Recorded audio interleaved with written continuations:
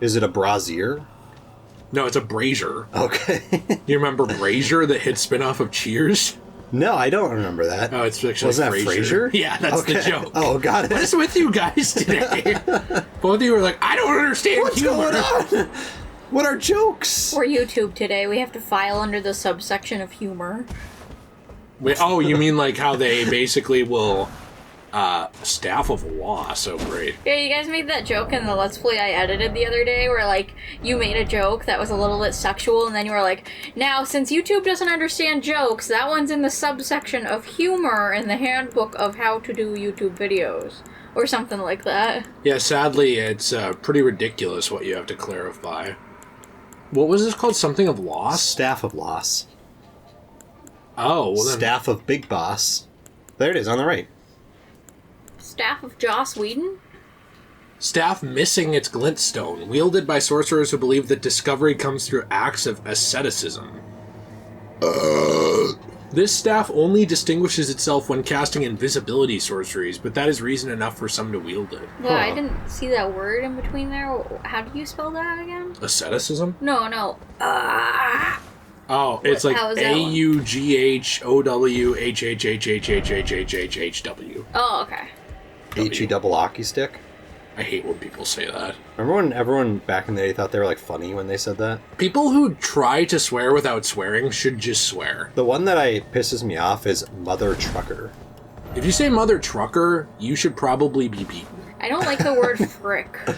Why? Hey, frick is funny. It reminds me of, like, a 12-year-old on Fortnite. That's true. That's yeah, I get that. It is. I still say frick because it's funny.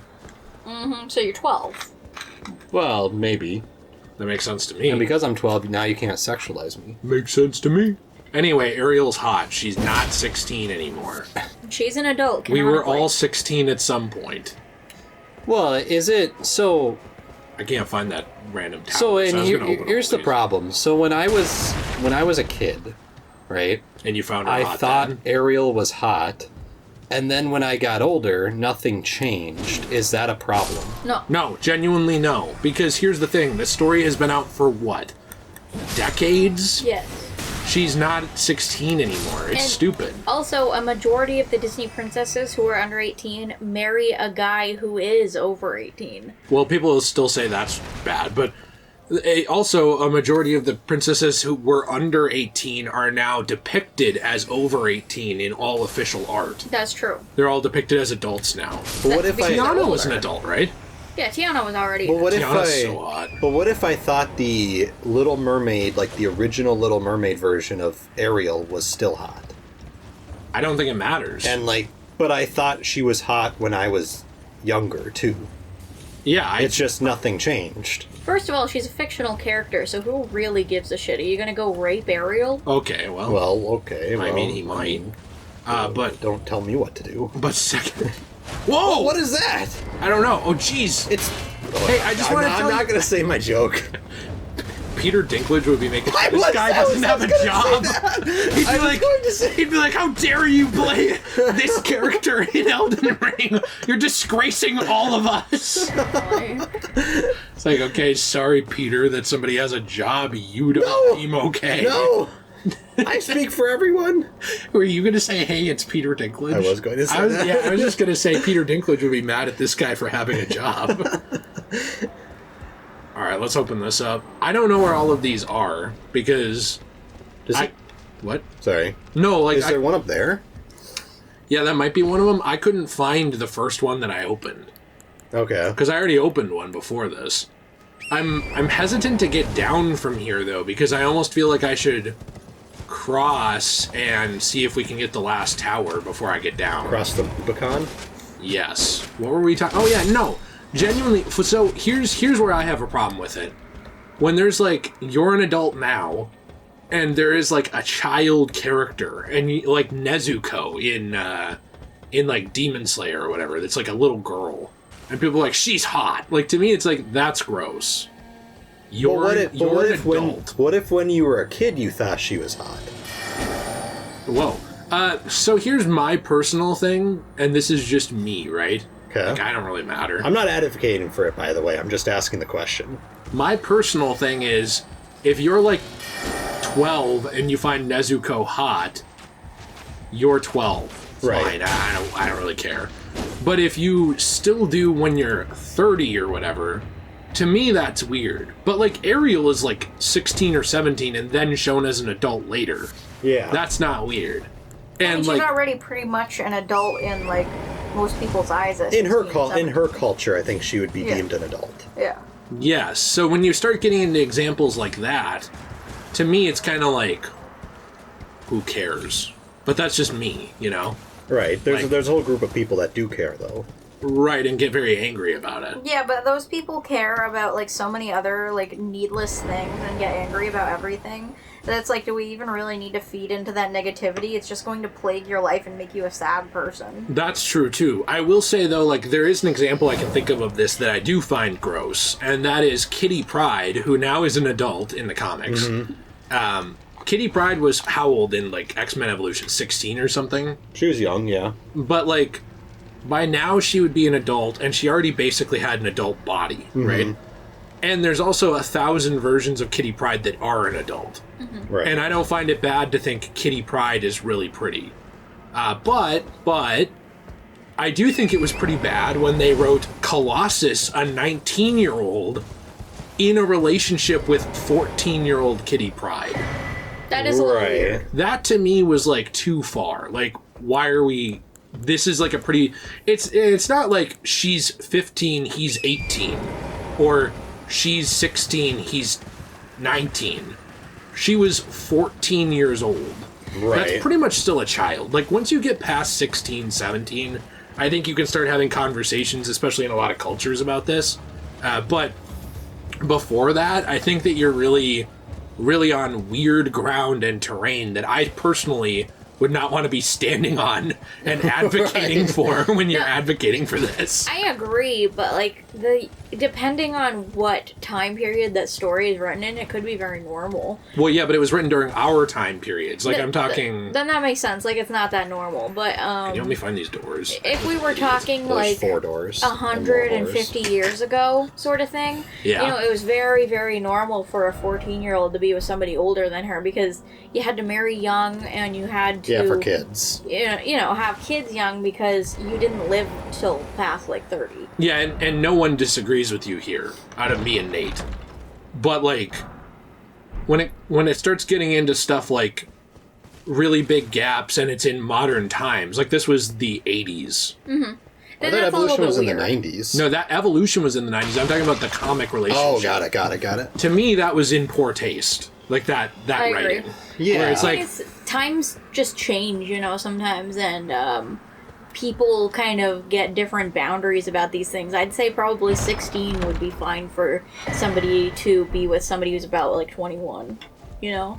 but a lot of people would say it's not. But I think that's probably the limit, is like 21, 22 would be a limit for a 16-year-old. But in my what opinion. if I was 50 and I was dating a 10-year-old? Is that That's okay? pedophilia. Oh, that's not okay. Yeah. Got it. Okay. Okay. Thank you for that clarification there. Not okay. Gotta write that one down. 50 and 18. 49, 17. Acceptable. What the heck? Sorry, I had to write that down real quick. Do you have to leave here? Yeah, I do. Okay. Let's come back to this area tomorrow. I just won't do anything. Okay. I'll probably just leave it here because I think I actually... Maybe we can find the other 2 doors, not right now, but tomorrow. And then I think I actually just found a boss door. Okay. So I'm I gonna... found your boss. Well, and there should be 4 doors and then a lot of whores in them. Right. Yeah, horses. Horses, yeah. I feel like we're 68 hours in the game.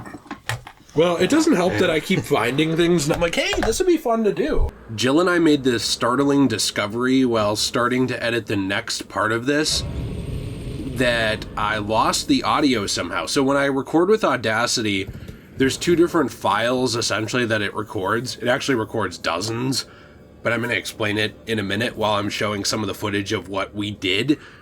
But to kind of give you a recap before that, because this is just me for a couple minutes, we kept going through this village, right? And I'll show some of the interesting things we found. I'm going to tell you right now, it wasn't much. Not much changed in the time between this part and the next part. So you didn't miss much in this part. In fact, I guess we're kind of cutting out probably an hour and a half of not much happening. So that could be good for you. But we keep going through this village. We don't find a lot. Eventually, we hit a point where we're going to fight this boss, Commander O'Neill, which I'm sure I will show here, or Jill will show since she's editing it. And we meet an NPC character that we're going to be talking to that we'll have here. We don't do this quest, I will tell you, for a little while. We start it, and I think we kind of do the first couple steps of it, but it's really hard to keep track of all the stuff in this game. Like, there's so many different NPC quests and different places to go, and ones that we haven't even finished. And even now in modern day, flash forward to me recording this, we still haven't finished every NPC quest because we don't play the game every single day. So I ask for your patience on that. We're not trying to forget anything. It's just such a big game. Who's there?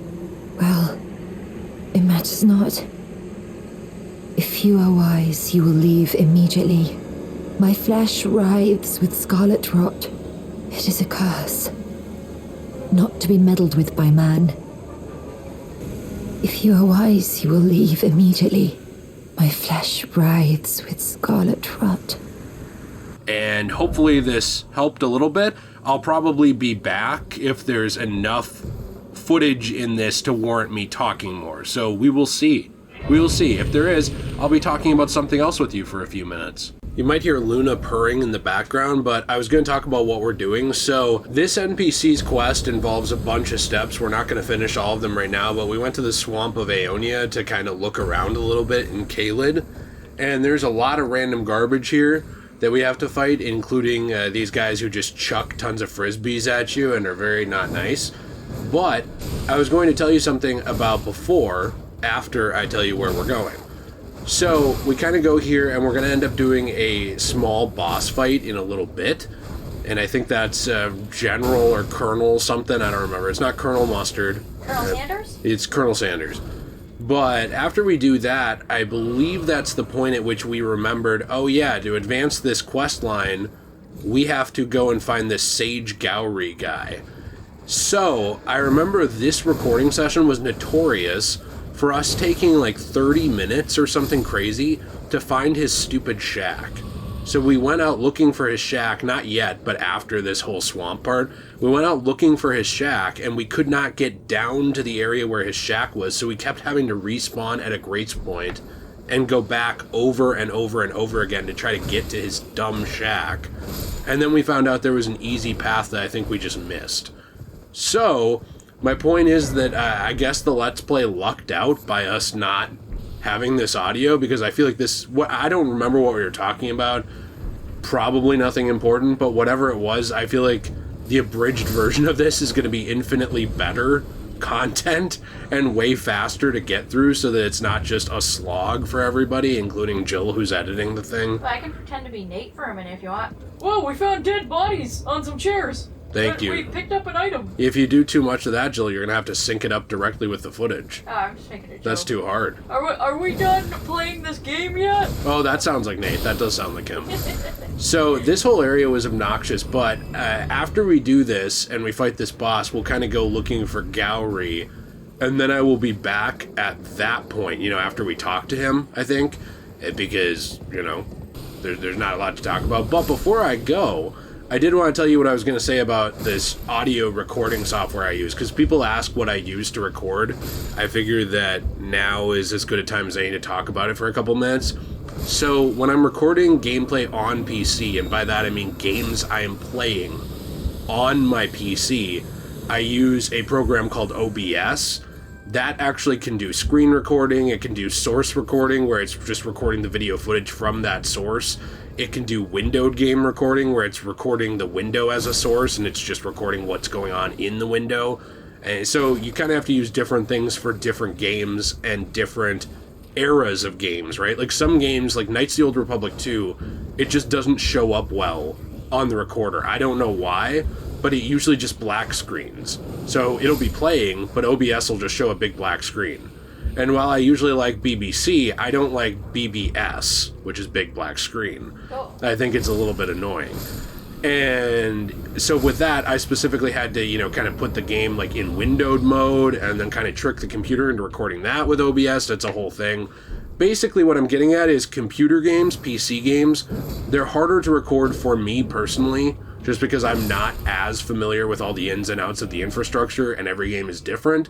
Whereas with console games like this, I use a program called Elgato, which has its own problems. If you ever see the game cut for a second to a thing that says no signal, it happens very briefly once in a while. That's Elgato for some reason, even though this computer was very expensive for work, and pretty beefy for at least when it was made, which was about 2019, 2020-ish. So still pretty good, just not cutting edge anymore.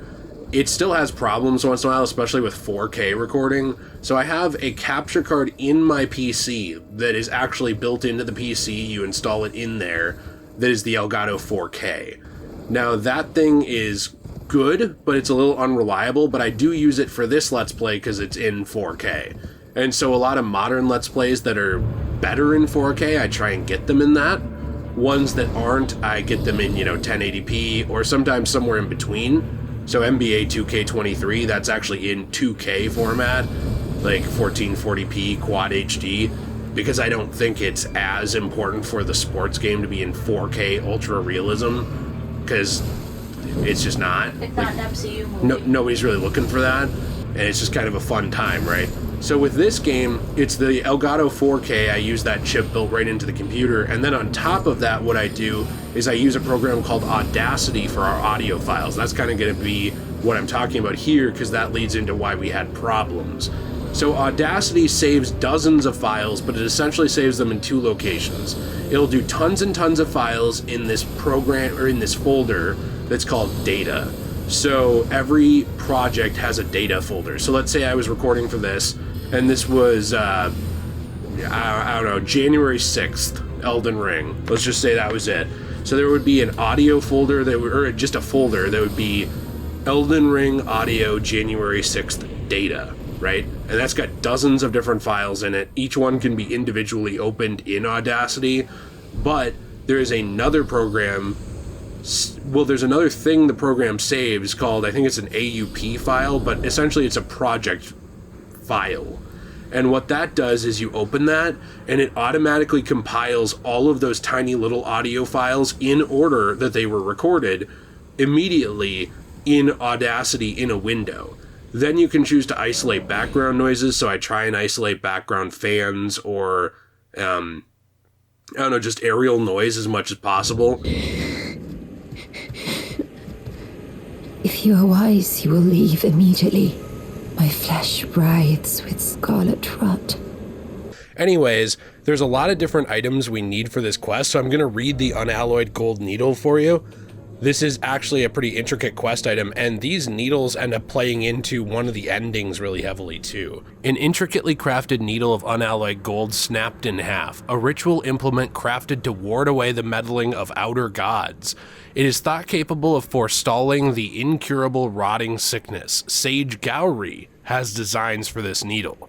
So this is where we start to learn that we need to go find Sage Gowry, and also, important to note, that this was made to ward off the meddling of outer gods. So some of the outer gods are like the Greater Will, and someone we will start learning about a lot later in our playthrough, like the Frenzied Flame is another outer god. There's actually a bunch of minor ones, but essentially think of them as aliens that exist in another dimension or far away in space that for one reason or another want to have influence over the land that this game takes place in. They're never seen, but their influence is pretty much always felt through the lore of the entire game and a lot of the events that go on. Characters like Ronnie specifically want to end the influence of these gods in the lands between, so that kind of shows you where she's at as like a bit of a maverick, which is something we learned a little bit earlier in our Let's Play.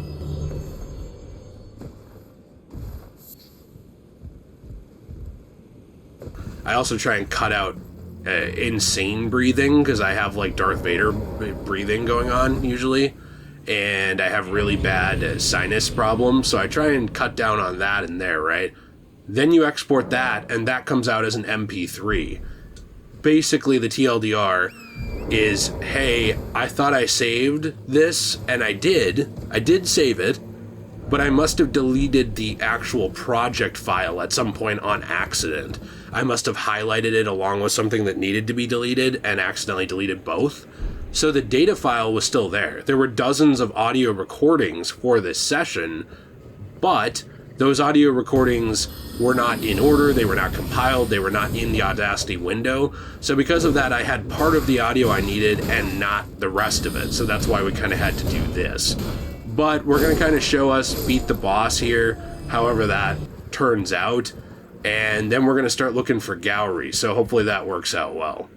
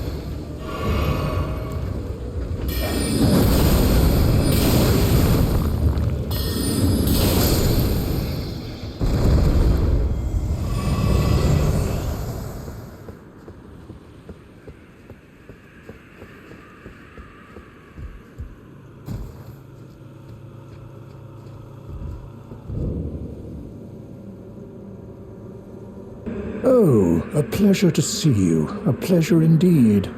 I am Gowry, a great sage. In my day, anyway. I'd hoped to ask a favor when one of your ilk came along. A strapping young tarnished, able to cross the scarlet swamp of Aeonia. Don't fret, I'll provide fine recompense. Should you accept, I will teach you the secret of Celia, the town you see there. Ah, then you are willing to lend a hand, are you? I need your help to heal a certain young girl. Her name is Millicent. You will find her beyond Celia, resting at the church atop the cliff, stricken by the rotting sickness. Oh, you found the unalloyed gold needle. As promised, I've detailed the secret of Celia right here. Go on. It's yours. Now let me have a look at the needle.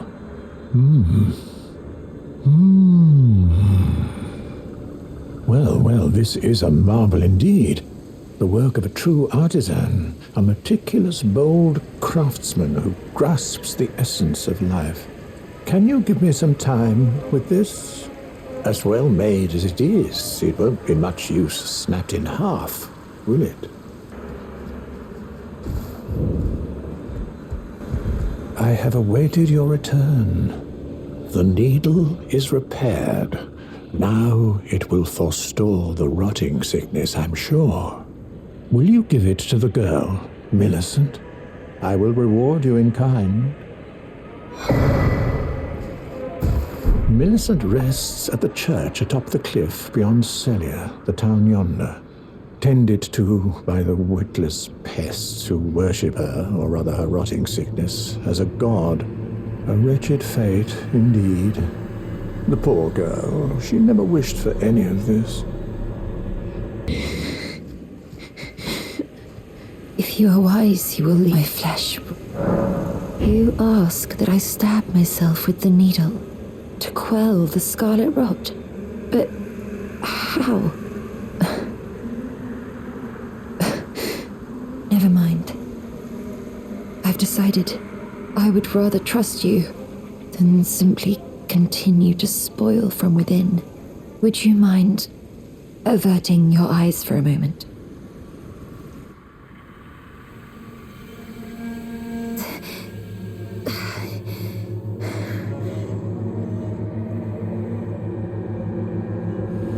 Well, that was easier than expected. But why do I feel so I wanted to explain this a little bit before we go back to the girl and actually give her more needle dialogue, or whatever you want to say. She talks to us more. Essentially, this needle was created, I don't completely know how yet, to ward off influence of those outer gods, right? There is an outer god of Scarlet Rot. It's just called the Goddess of Scarlet Rot. I don't know a lot about that character. There's not a ton of lore in the game about her, as far as I know. But essentially, that's why this also works to get rid of this girl's Scarlet Rot. And the Scarlet Rot plays a lot more into stuff later on, more with different things we'll get to like far later in the game, because we're going to kind of move away from this quest at a certain point to do some other things as we progress. But I did want to explain that, because otherwise I feel like it's just a ton of NPC dialogue dumps here and not really a lot of explanation, because it's like a super intricate, complicated story with a lot of different layers to it. And the Outer God stuff is probably the most interesting thing to me in terms of everything we've been learning about.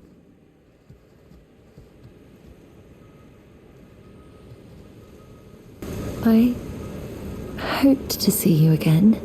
My apologies for when last we met. I fainted before I could even thank you.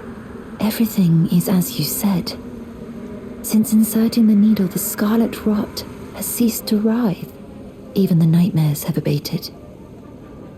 And now, though I can scarcely believe it myself, I can move as I please. Not that I could ever truly repay you, but I would like you to have this, by way of thanks.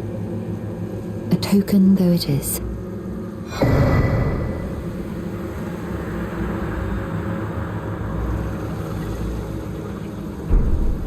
I'm considering leaving. On a journey. With the needle buried in my flesh, I've started to recall, but dimly, my destiny. It's all thanks to you. My name is Millicent. I pray fate permits us meet again. I'm considering with the needle my destiny.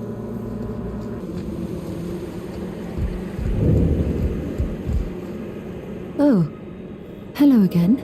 Something about this place felt familiar to me, so I decided to pay a visit, hoping to find someone here, but I've only found emptiness. Perhaps, before my departure, I needed someone to say farewell to. So she felt compelled to kind of come back to Gowry's shack because it was familiar to her. I'm going to kind of try and give you a closer camera angle at the character. I actually think her character model looks really good. Well, never mind that. I must focus on my journey, for which I have you to thank. I must stay strong. She's kind of a baddie, not gonna lie. She's pretty hot. But after we take a little look at Shoddy here, we're gonna kind of keep going on this quest line, at least for now, until it diverges into a bit of a different path for us. Thank you kindly for giving the needle to Millicent. Now she too can begin her journey and stare her fate straight in the eye. You've been a saint through and through. As thanks, I vow to impart to you my knowledge of the lost sorceries of the Celians, descendants of the Eternal.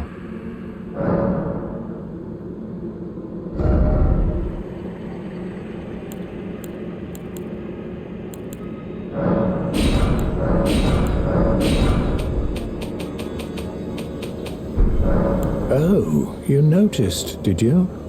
Indeed, Millicent did visit this hovel of a home. It seems the memories eaten away by the rotting sickness yet remain, but faintly. However, she has no need of me anymore. No, she must embark on her journey and stare her fate in the eye. I mustn't impede. As I've aged, I've found the best way to aid the young is to be forgotten. Please make certain that little Millicent goes unharmed. Like her mother, she has the stuff to be a great warrior, but commands only one arm and is yet preciously young.